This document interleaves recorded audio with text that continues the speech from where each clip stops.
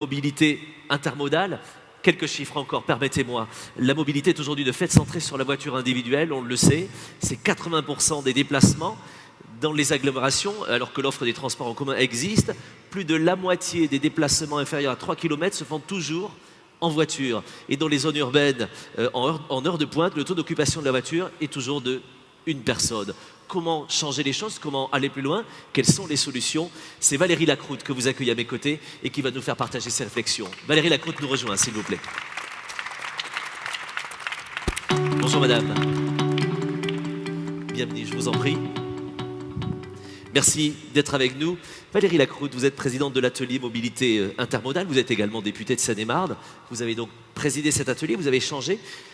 Puisqu'on va parler de ces sujets d'intermodalité, quelles sont les mesures qui peuvent faciliter l'utilisation de plusieurs modes de transport pour un même trajet? La voiture, puis le train, puis le vélo, par exemple.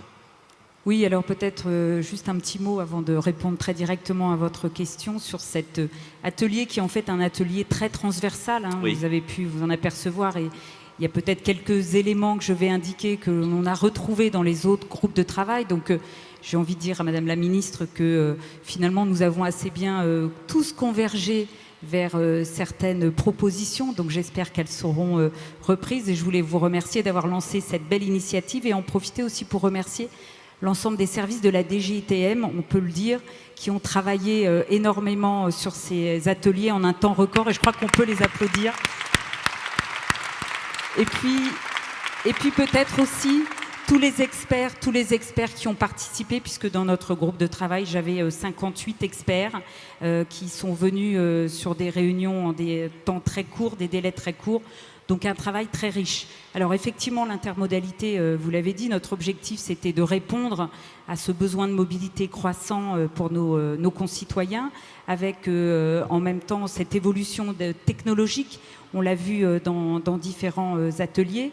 Et donc pour répondre à cette question, nous avons axé notre travail, alors en plus avec la difficulté d'avoir le sujet des voyageurs et des marchandises, oui. Donc une difficulté supplémentaire. Alors nous avions fait 2 sous-groupes, mais qui se sont rejoints sur un certain nombre de thématiques et 3 axes essentiels sont sortis de ce groupe de travail. 1, la gouvernance, on l'a évoqué à plusieurs reprises et je vais y revenir. 2, la partie sur les outils numériques et puis la 3 sur les finances, le financement et la tarification. Sur la gouvernance, on se rejoint, je crois, un peu tous dans les groupes de travail où effectivement on sent bien que la région peut être le chef de file de la mobilité. Et je dis bien mobilité puisqu'il y a effectivement tout le développement de l'usage du vélo, du covoiturage, de l'autopartage. Et ces besoins de mobilité croissants, il faut qu'ils soient organisés, il faut qu'ils soient hiérarchisés. On voit bien que dans certains territoires, les métropoles ont énormément développé l'offre de transport. Et puis on a des zones d'ombre dans les territoires ruraux. Donc on sent bien que la région pourrait être le chef de file, alors peut-être au travers du SRADET, hein, le fameux schéma régional, puisqu'il faut savoir que l'idée, c'est pas non plus de rouvrir la boîte de Pandore. Les collectivités, au travers de la loi MAPTAM et de la loi NOTRe, ont quand même été un peu, je dirais, traumatisées par ces évolutions. Et donc, il faut trouver une solution qui permette d'avoir un chef de file. Donc, le SRADET pourrait peut-être être le lieu où on donnerait une deuxième vie à ce SRADET et on y ferait une conférence territoriale où on amènerait l'ensemble des collectivités qui font du transport, de la mobilité à se parler, à échanger entre elles et à s'organiser. On le voit bien, on a vu le développement des pôles d'échange multimodaux, on sent bien qu'il y a un problème de gouvernance et donc ce pourrait être au travers de cette conférence, de ce lieu de rencontre. Et puis les voies bus réservées, on l'a évoqué tout à l'heure, là aussi on a besoin que les collectivités se parlent, entre la collectivité qui est en charge de la voirie, par exemple le département ou une commune, et puis la région qui fait du transport ou les syndicats mixtes qui font du transport. Voilà, très globalement sur le volet gouvernance.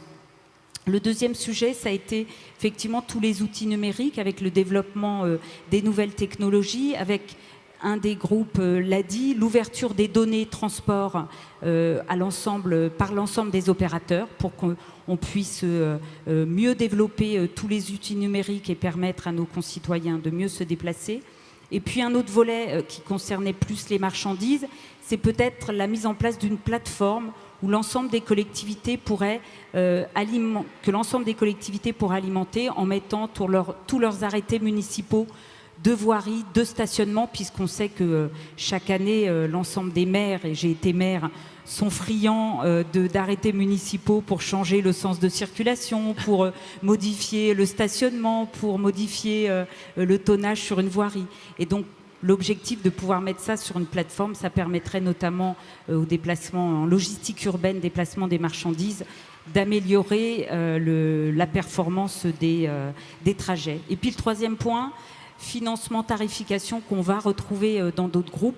L'idée, c'est de dire qu'il faut que notre usager, notre concitoyen, ait un support billettique harmonisé pour qu'il puisse acheter tous ces types de transports, aussi bien acheter du Vélib, aussi bien acheter du métro, aussi bien acheter du covoiturage. Ce qu'on a évoqué tout à l'heure, notamment avec Keolis. Voilà, tout à fait. Et puis peut-être un sujet aussi sur le financement qu'on retrouve à plusieurs moments, notamment le versement transport qui a fait l'objet de quelques discussions aussi dans notre groupe de travail, avec l'objectif de sanctuariser ce versement transport, et que ce versement transport ne serve pas à faire de la gratuité des transports, mais plutôt serve à faire de l'offre de transport. C'est un sujet important, on est allé assez loin, mais je crois que le volet a été abordé, et les entreprises qui participent au versement transport ont pour le coup dit, voilà, il faut que nous, on soit associés à cette offre de transport, qu'on puisse aussi dire ce qui est important dans une collectivité, le niveau d'offre, desservir des zones industrielles, mieux desservir les gares. Voilà. Et puis sur la fiscalité, mon collègue l'a dit tout à l'heure, peut-être inciter les automobilistes, éviter l'autosolisme et inciter les automobilistes à faire du covoiturage au travers de mesures fiscales intéressantes. Merci beaucoup d'avoir contribué à cela. Merci d'avoir présidé également cet atelier. On peut vous applaudir, madame.